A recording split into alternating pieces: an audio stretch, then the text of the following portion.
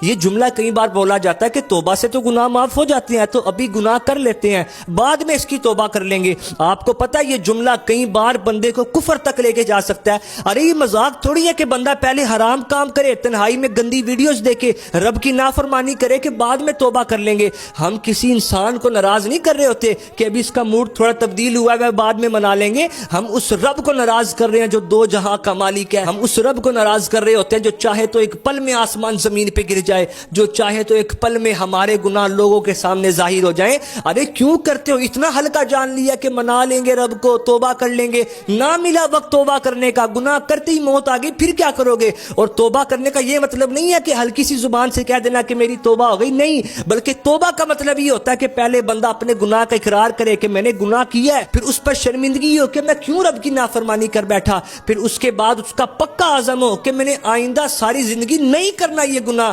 اللہ کرے کہ ہماری ایسی توبہ ہو جائے کہ ساری زندگی پھر ہم گناہ نہ کریں۔